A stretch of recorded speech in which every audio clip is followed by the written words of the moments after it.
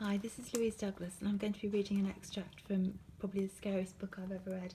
It's absolutely brilliant ghost story called Dark Matter by Michelle Paver. That's the cover of my copy. It's the story of Jack, who's a wireless operator who joins an Arctic expedition in 1938 with war looming in Europe. At the time of the extract that I'm reading, which is for around about the current date, it's the 29th of October, though obviously 1938, not 2020. Jack's alone now at the camp in the Arctic, a series of accidents, and everyone else has left him behind. It's winter time, so there's no sun at all. It's a 24-hour night, and he's having to survive on his own with a dog pack in the complete darkness. At the time we start, he's doing his daily exercise in the dark, and because he's so afraid of getting lost, he's just literally walking around the cabin so he can keep one hand on it. Past the doghouse, it's worse because my mittened hand must leave the cabin wall and touch naked rock. As I near the end of the boulders, I slow, fearing what I might meet around the corner. I shout to scare her off. What? Foxes? Bears?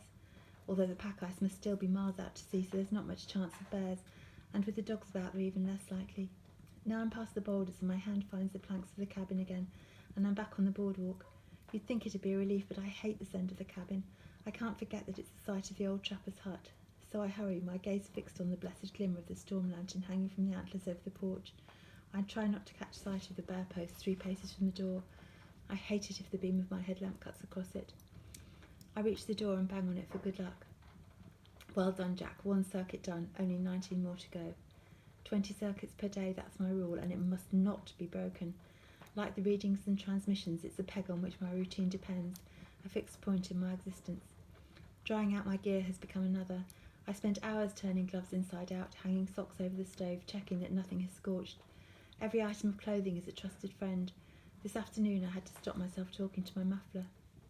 The stove is a friend too, albeit a fickle one, and when it's windy we have a love-hate relationship. I fuss over it and cajole it into doing better.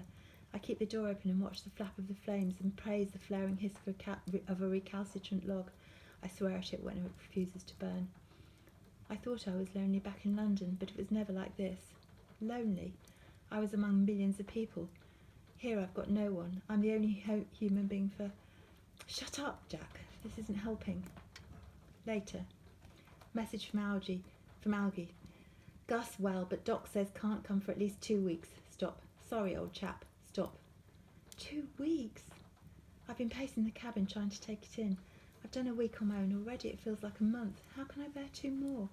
And why did he say at least? What did he mean? 2 weeks, that's mid-November. Jesus. Will the sea still be clear by then? Will they be able to get through?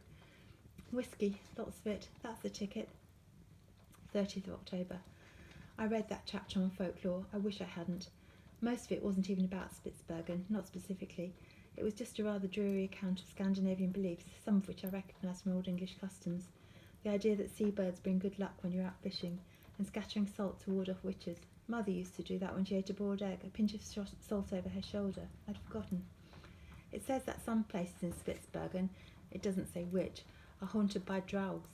A draug is the unquiet spirit of a drowned man who lurks in the shallows, waiting to drag the unwary to their doom.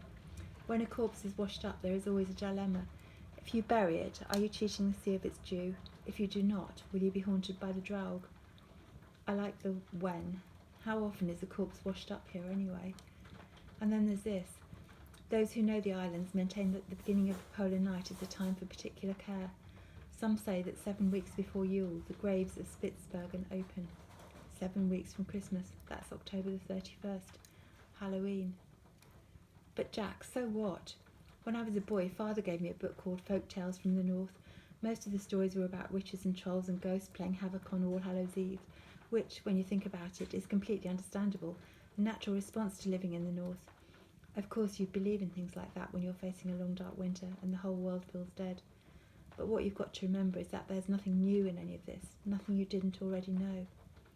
The 31st of October is tomorrow.